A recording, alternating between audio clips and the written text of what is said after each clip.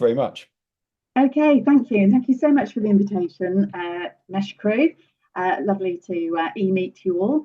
So yeah, obviously Simon's given me a little bit of an introduction there, so I won't go back through too much, except that I suppose career-wise, I've had quite an interesting blend of experiences in all sorts of aspects of sustainability over the last 25 years. So I've been managing director of an architectural practice. I've worked as an independent consultant, supporting pretty much every aspect, I suppose, of the built environment, from planners to contractors, surveyors. I kind of understand how it all fits together very well. And also in previous roles, working with environmental consultants, lots of work to do with all the ologies and how they feed into EIAs, and most recently with Turner and Townsend, working on behalf of DESNES to actually deliver the communications, engagement, and learning and development aspects of the retrofit programs. So it's been a really interesting few years for me, sort of seeing quite a lot of aspects of the market evolve and grow and develop.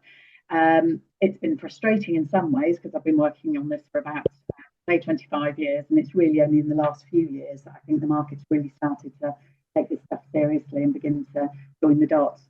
So it's quite an interesting time that we find ourselves in. And really what I wanted to do today is just take you through what I think will be the next iteration. So what we're finding at the moment is we know that there are home standards and improvements that are going to be made to systems and processes related to new build, but we're also at a really important inflection point, really, I suppose, in the retrofit market and how that's all coming together. So yeah, I just really want to give you a bit of an introduction to that, and hopefully it won't be repeating things that you've heard from other presenters recently. So in terms of the context then, I mean, in some respects, you know all this stuff, but I think, even me, I'm immersed in it day in, day out, and I have to remind myself as well why this stuff is really important. In fact, the graphic on the left is out of date to a certain extent, because we're now seeing that projections are showing that we've reached at least 7 of the tipping points.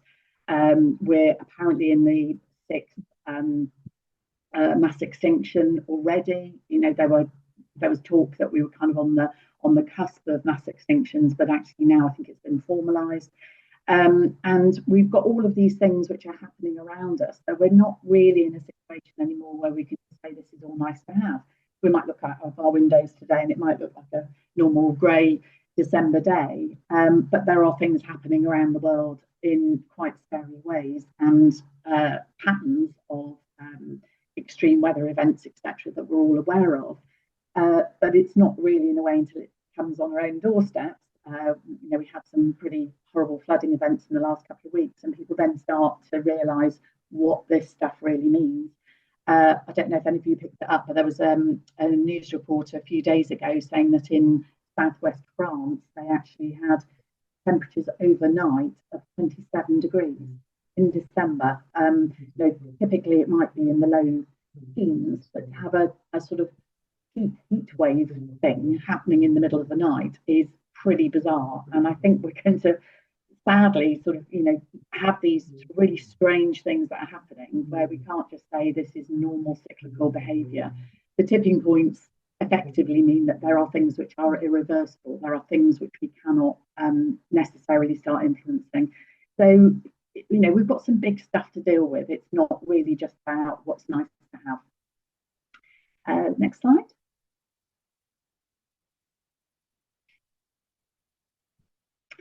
So why place-based? Well, it's an interesting thing because particularly if we look at funded programs, so I've been working on this quite a lot over the last few years.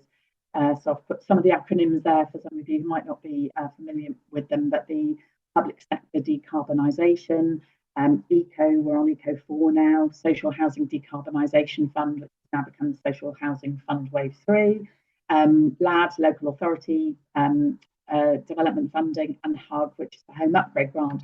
That's just to name a few, and the ones that are specifically related to retrofit.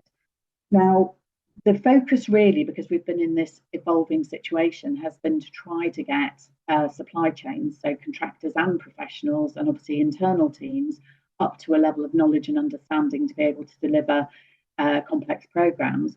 But those programs, with their complexity, have still been in very specific channels. So, if, for example, you're talking about SHDF, that has been specifically social housing, so looking at the worst performing social homes. HUG has been available to any properties off gas grid, so that could be owner occupied or rental properties. So we've got these different funds which have been channeled in different ways and have tapped into the market and the supply chain in a way that has been required really to build up that expertise. Bearing in mind, probably 5 years ago, most people didn't, even in the industries and even in professions, a lot of people didn't really understand what retrofit was, and certainly didn't understand what would be happening at scale. Now, the interesting thing is, for a lot of these organisations who are delivering the funding, it is about decarbonisation, but actually we're dealing with multiple problems. So where we've got things that are related to fuel poverty, yes, it's poor performing homes, but there's also a decent homes element in there as well. If you've got a rickety roof and rattly windows and leakage all over the place, then you obviously need to have substantial improvements made to that property. It isn't just about the decarbonisation per se. So we've had a really interesting period of time, I think, over the last while, where we've been really looking at the intersection of all of these things and what it actually means to have good, decent, warm, affordable homes. So the front end of it has come through, manifested itself through decarbonisation, but actually within the market, we're starting to see a much more mature approach to what good homes look like, what good buildings look like, and what good communities look like. So it's very likely that future iterations of funding are going to be a lot more holistic, because whilst it's been great to sort of build up expertise in the marketplace and start to roll out programs, I think we'll be approaching maybe 250 or 300,000 homes that will have been touched by funding over the next couple of years. That's still only the tip of the iceberg, and there's still an awful lot that needs to be done across all stock and all performance. And we know that private owned properties and private rented properties are still the worst in the marketplace.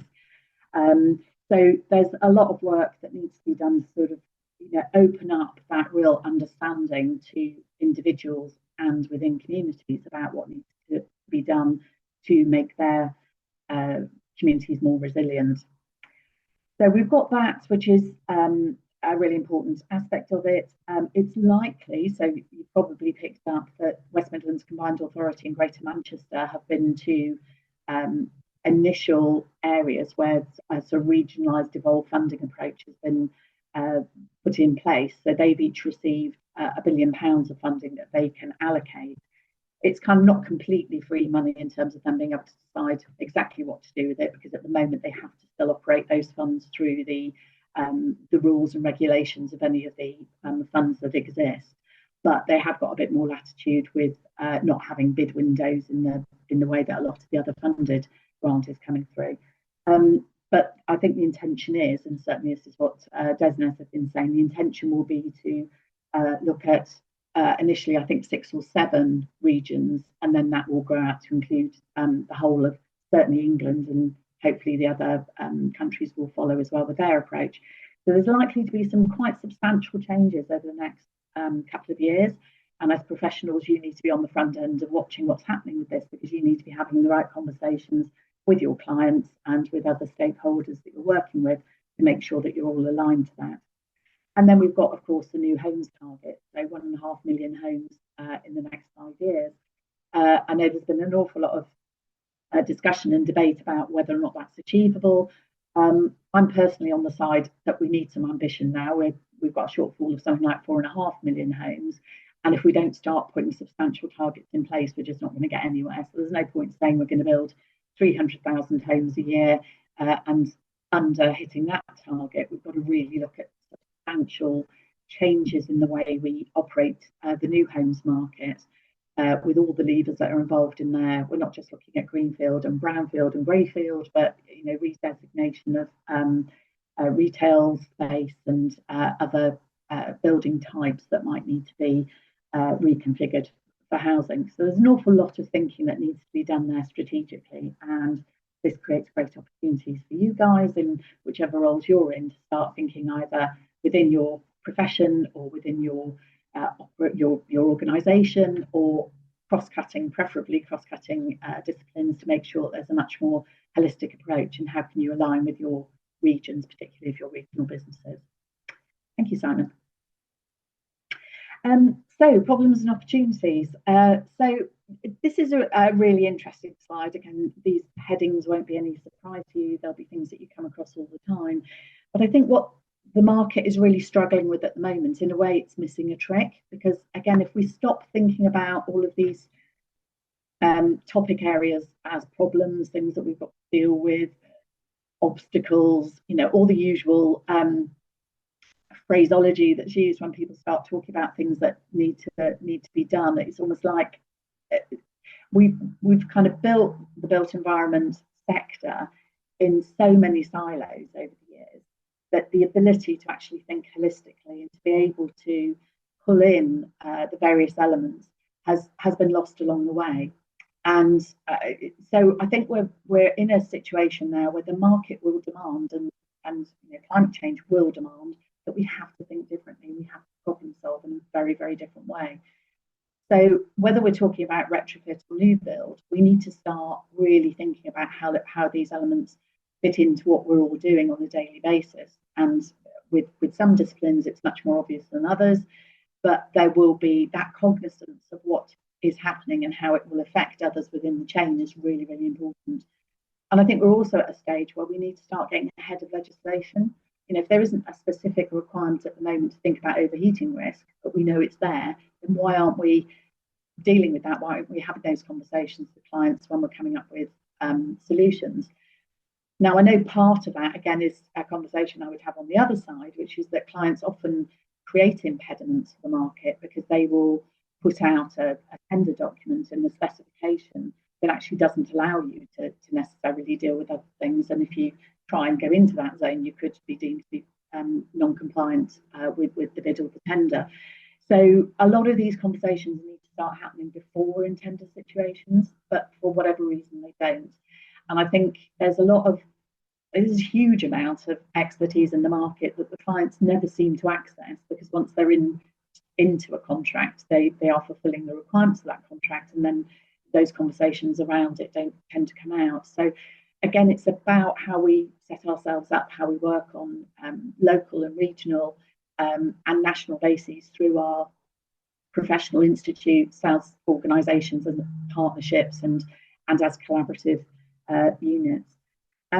Biodiversity, I'll just pull out very quickly, actually. I was at a seminar a couple of weeks ago, which was about biodiversity net gain, and it was a room full of developers who were all throwing their hands up and, obviously very depressed about the onerous requirements that were about to be put on them with that. And I get that. I get that, it's another layer of responsibility. But I think where it's been missed, apart from the fact that, we've all got to be good citizens, haven't we? We might have a professional occupation and we might be making money within a certain discipline, but actually we're all citizens and we all want to keep, provide good communities and have pride in what we're doing as professions. So actually we shouldn't be sidestepping the responsibilities that come along with that. But what I think is being missed here is that, and I saw it when I was working some years ago with SLR Consulting, and again we had all of the EIA disciplines. All of the work that goes into pre-planning, getting to planning consent, there's a huge amount, obviously pages and pages of reports and content and detail. But once the planning permission is gained and once the any requirements are executed, it gets filed away and that's it. Whereas actually most people, if you actually pulled forward that information even into sales material, can you imagine if you were going to buy a house and you were looking at a new development and the developer had actually included lots of information about the ecology reports, what trees and hedgerows had been identified and saved, where there were bats, where there, all of that stuff is actually really good sales material. It's the sort of stuff that should really pull through and make sure that the individuals who then buy the properties actually see the work that's happened in the background and can see the ongoing work that's being put into protecting habitats in whatever way that is.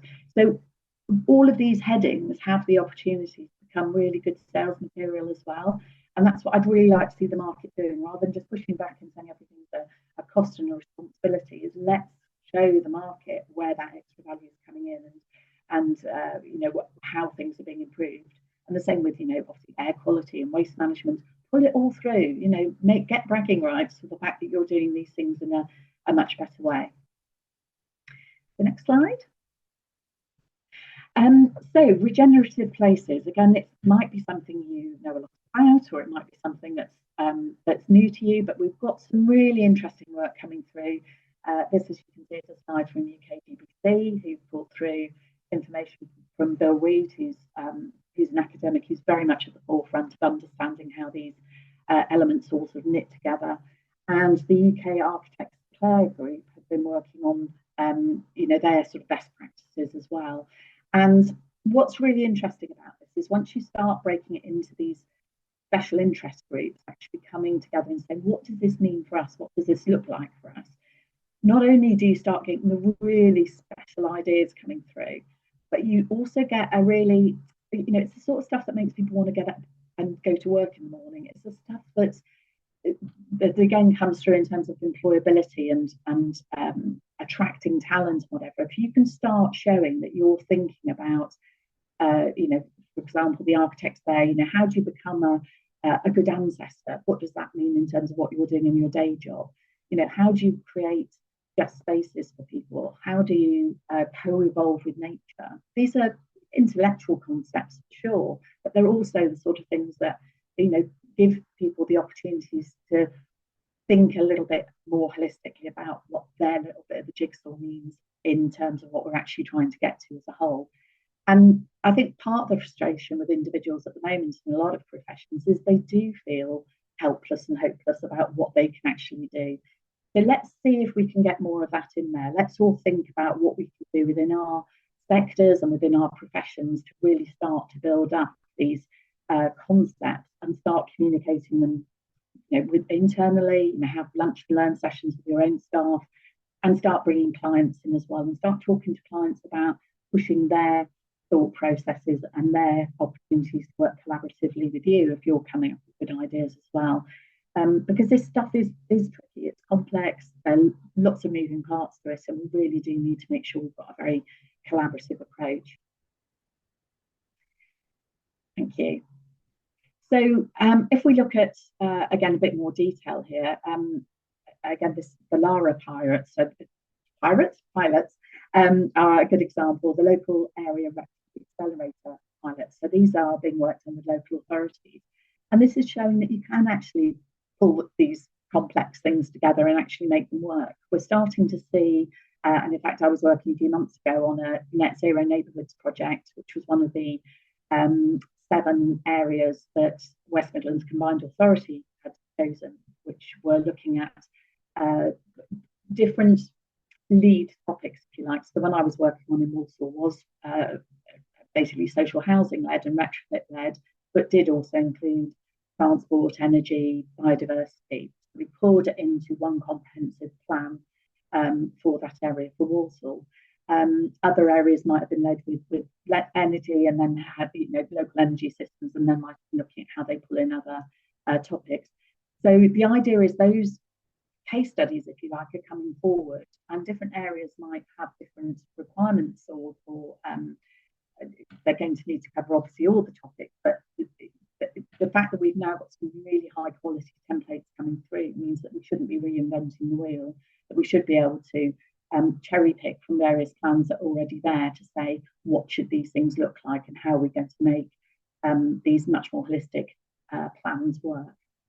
So it'll be really good to start seeing these things. Again, it's tied in very much with the DEVO funding. There'll be a move towards a lot of the local authorities and combined authorities will be developing their teams at speed now. They've obviously been starved for many years of people who've been able to look at planning and all sorts of aspects from a wider perspective because they've just been firefighting. but now there will be people in post who will have jobs, which will be to look at regeneration or net zero neighbourhoods or whatever, and they will be looking at multiple aspects. So depending on who you are and what your practice is, you might have the opportunity to work on multiple strands. You might just be in one track and that might be fine, but there will be huge opportunities coming through the market. And you need to understand how you will work collaboratively with other teams and maybe start putting some of those collaborations in place now so that you're in a really good position to start bidding when those opportunities drop. You can say, we're already forming a professional consortium. We've already got this understanding of what you need from us as a team of professionals to work together. So that's really my sort of call to action at the moment, is to try and get yourselves in those positions. It's too complex for me to go into in any detail now, but there's plenty of information around, and I'm more than willing if anybody wants to pull me into a team to help support you. Thank you, Simon. So again, if we look back at, why regenerative places, it's really good to see the quality work that's coming out of UK GBC here, because they've got a lot of, if you're a member, you'll probably already know about it. And if you're not a member, there's still quite a lot of assets that are available on their website that are available to everybody. But again, it allows us to start thinking about multiple outcomes. If you just go into, and again, I have this conversation a lot with contractors and social housing landlords, if everything is in a silo, if you've just got somebody going in who's looking at damp and mold, then you've got another team going in looking at fuel poverty, then you've got another team looking at fire safety, then you've got another team looking at decarbonisation.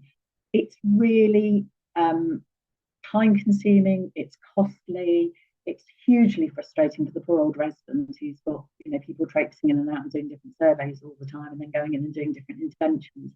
And it's far more likely to lead to unintended consequences. So we've got to think about buildings in their format and all the things that they require. And then we've got to start thinking also about the market, the places more widely. So whilst you're in there working on some of these retrofit interventions, there might be a new development down the road. Does the new development know what the retrofit programs are doing, and vice versa?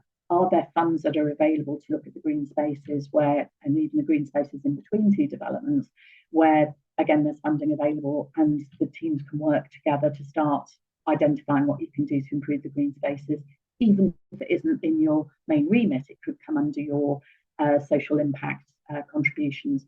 But there's so many things that can be done. There's so many groups out there that already exist that you can pull into your teams. So it doesn't all have to be cost. Might involve a little bit of time, but again, let's see if we can get into that sweet spot of being able to think holistically from a household, community and wider place level, and start really bashing out the stuff that we should have been doing for decades that we still seem to really struggle with. Thank you. So again, these charts are, perhaps all the one on the left, perhaps a little bit technical. If you sort of look at it at first, think, oh my goodness, there's so many things to think about.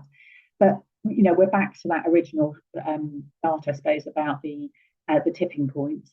We've got if we just sort of draw that into something that's related to regeneration of built environment and development, we know all of these various aspects come into what we have to think about on a daily basis. But how much do we think about it? Should we be using diagrams like these and actually creating the answers to them and putting that into our bid material so we can show our clients that we really get this, that we are approaching this from a much more holistic point of view. So that's what they're going to be looking for. That's what they need from us as professionals and from the supply chains. They can't do everything themselves, and they've got a huge amount to manage and think about. So we need to make sure that we're upskilled and that we understand what is required. So again, call to action there, start thinking in terms of what regenerative places look like. And even if there are only certain aspects that you're highlighting in a response, make sure that you actually start to reflect that back to your clients. It will give them huge confidence in you. Next slide. So again, is this just idealistic thinking? And I hear these questions coming back from the market all the time. And to a certain extent, there are some aspects of it that are quite hard, quite intangible, but we ultimately know the organisations who are going to fill their bid responses with rich content that really shows that they understand the seriousness of what we're dealing with, the context, the real requirement for collaboration and innovation, all of those things. If they sing out of your response, then you are going to be scoring very highly for your clients. It isn't just about the direct technical response to things, it's about the context of it. Now, the clients don't always ask for that in a direct way, and I know sometimes we've got a lot of word count issues and whatever to get these things in, but you can seed your bidding or even any general conversations you're having with clients with the sorts of words and phrases and understanding that will help them to see that you're not just trying to get a job, win a job. You want to be part of something important and transformative, and stuff that's really you're going to be proud of on your website. We want you to have case studies and award-winning stuff. We've got to really start pushing the barriers here, not just doing what's necessary, but really seeing if we can get that extra degree of satisfaction out of it for us as professionals, but also for our teams to keep them engaged and to really tackle the issues out there. It's almost beyond the profitability thing. We're into how are we all going to be really competent professionals that are problem solving things that are going to affect us and our children and our grandchildren. It's kind of beyond business as usual here. We've got a real responsibility to our sector and our planet, really. Next slide. I thought I would include this because I think this is a really interesting slide from Clarion, and it just shows you how clients are thinking. So this is Clarion, who obviously have had, the last few years, they've had some pretty bad press about some of their failures as an organisation. They are really looking very carefully at everything they do in the intersection, again, of all of the different aspects of their business. So they've got, obviously, maintenance, ongoing maintenance issues to deal with. They've got capital projects. They've got new builds. They've got ever-changing landscape of requirements coming through. But even so, they're saying we're not going to allow ourselves to be restricted by saying all of that is just too much for us to deal with. So therefore, we're just going to keep ourselves in those narrow boxes. They are challenging their teams to look right across all of the requirements on them as an organisation to make sure that they're delivering. So not just delivering the basic requirement, which is obviously a safe, functional home, but really taking it to the next level of that. Now, that's not just Clarion. There are lots of other organisations out there doing that, and I think we're going to increasingly see this sort of approach, and that will be reflected in tender documents. So if you're going to be a one-trick pony and you're just going to say, well, they only want me to do this and that's what I'm going to do, then you're missing the point of really where they're going to get the extra value out of their supply chains. So again, start thinking in the way that clients are thinking. Clarion and others will be building hopefully thousands of new homes as well. I think we're going to see an increase in organisations like local authorities and housing associations who are going to start coming together to use local authority land, that it's not necessarily going to go out to the national house builders. There'll be very different, radically different approaches to public housing delivery. That's what we need, and that will, in and of itself, require a very different approach from everyone in the supply chain, because they will be looking for people who can come in and not just bash out some units, but really put together places that everyone can be proud of. So it's an exciting time ahead, and I think these are the challenges we'll probably all be screaming out for, to be honest. I can't imagine there'll be many people on the call who go, oh no, not another thing that I've got to think about. This is the stuff we want, isn't it? We all want to be associated with these, what will become exemplar projects that actually should be how we develop anyway. It's just very sad that we haven't been doing it. Next slide. Oh, that's it. So comes the end of my my full-on pitch there. And yeah, I think we'll be opening to questions now.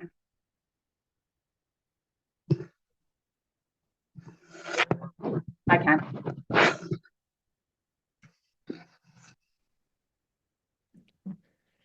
Marvelous. Thanks, guys. Thanks, Sarah. Very interesting indeed. I did say right at the start, these are the funkiest slides I've ever seen on a Meshwork webinar. So very, very impressed with the imagery. It's very good. Yeah, lot to take in, especially when we have sessions about more of like the bigger picture story. Because generally it can get quite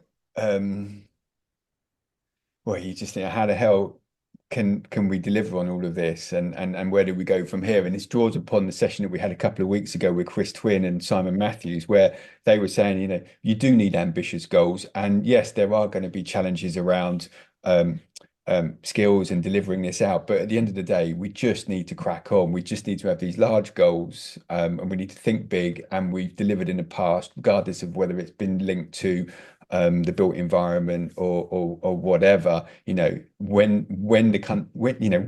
it's required, we've showed that we can deliver. And again, I think your pitch here is one of those situations where we just need to start thinking differently. And that whole idea of transferring from thinking about sustainability to regeneration totally makes sense to me. So yeah, I don't know whether anyone has any questions for Sarah, but but if not, I'm not sure about the time actually. Yeah, we still have a little bit of time, but no, we did well to actually fit this in after our delay. But in terms of sort of when you talk about the clients, what type of client are you referring to there then, in terms of Yeah. trying to appeal to these people, and for the people on the call and loads of businesses to try and be part of this? Who are those clients you're talking about? I mean, obviously, we will always have the volume house builders and other developers Yeah. in place, but I think we're going to start seeing a step change. I think we'll start seeing them following the money. So they Yeah. will start to look at where the funding is going to come through. I think we're obviously looking at new leadership in Homes England, and I think the government have got huge expectations of what they want from Homes England. Hmm. And Homes England, I think, if they start really doing what, and it's not to be critical of what they've done so far, but the remit is likely to change. So there could be a lot more proactive action from Homes England, putting teams together, which I think they started to do, Yeah. but for various reasons we've had issues around it.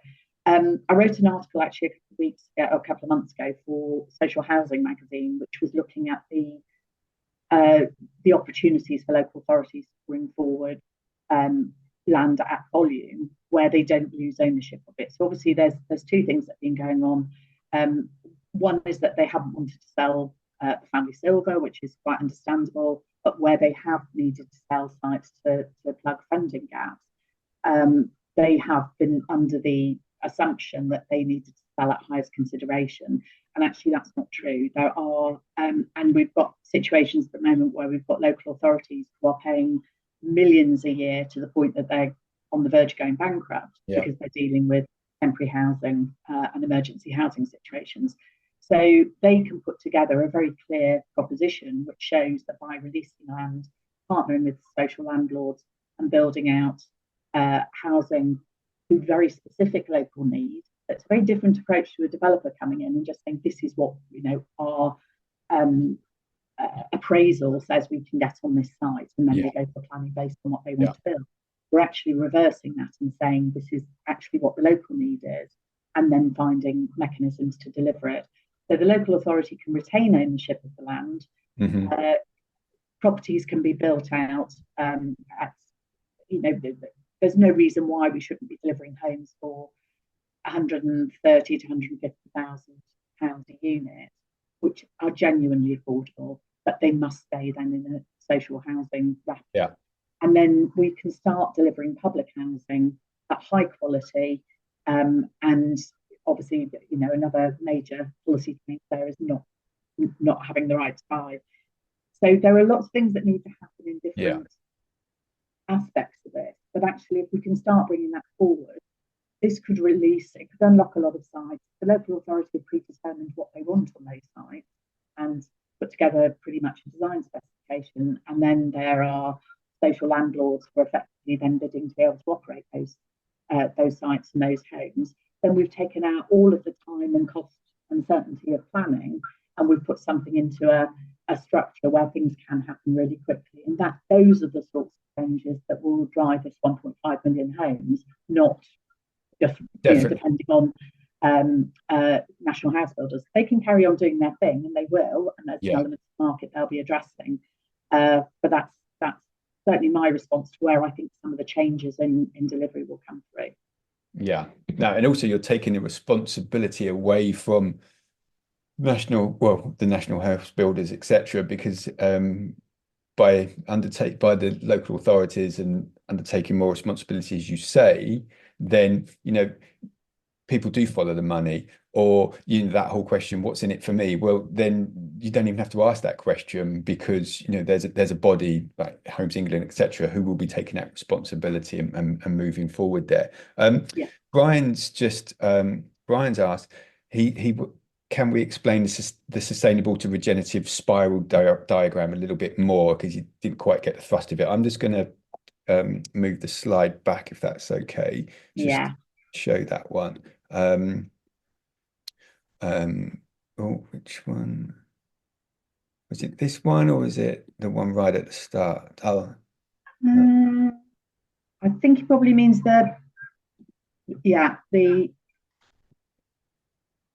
this one here. Yeah, possibly. Is that right, Brian?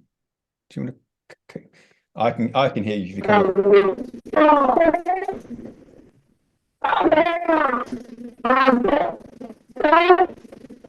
Oh, sorry. Oh, sorry. All right. Someone's come off. I'm not sure. It's Brian. I think Brian's got some background noise. Oh, it is Brian. I can't hear you, Brian. Sorry. If you just add that to the chat and we can just clarify. It looks like he's done that. Yes, this one, the one we're on, Sarah. Yeah, cool. Okay, so I suppose what we're talking about here, Brian, is that in terms of sustainability principles, we've been at quite a low base over the last few years. People have been thinking about net zero and sort of basic decarbonisation principles, which are obviously all vitally important. But it often gets referred to as net zero tunnel vision or carbon tunnel vision, those sorts of ideas where the word sustainability has just been hijacked by that one bit of the agenda. So the problem with taking it at that point, and I know a lot of people still haven't quite got to the skills and efficacy that they need to be even in that area, we need to be thinking much more broadly. So we've got elements of energy and decarbonisation, which themselves will lead to regeneration and regenerative processes. But we've also got other things which don't tend to come into the picture as much as they should at the moment, or do in a very separate way. Again, nature being one of them. We tend to think of biodiversity and nature as a sort of separate strand of that. But actually, if you think about a really simple thing like overheating risk, wisely planting trees in certain areas and creating shade and removing the heat island effect in certain locations is working with nature to actually create a carbon reduction or even carbon positive impact. So we're back to this idea that if we can start thinking about just beyond very simple concepts into broadly what can be done and creating a much more integrated vision, we're much more likely to come up with restorative, regenerative and positive outcomes on multiple levels, not just deal with one element. So I think that's kind of where we're getting to, and also underpinning that, of course, in terms of people and opportunities. We talk a lot about social value and social impact. Well, there are huge programs going on at the moment where people who live in the communities that are being mostly targeted for decarbonisation and regeneration work, these people should be benefiting from it in terms of the skills and the jobs. But there's still a tendency for organisations to bid for that work for it to be displaced from the communities where it's actually happening, and for teams of people to be brought in to then work on those projects, and those local communities don't get the long-term value of the economic benefit.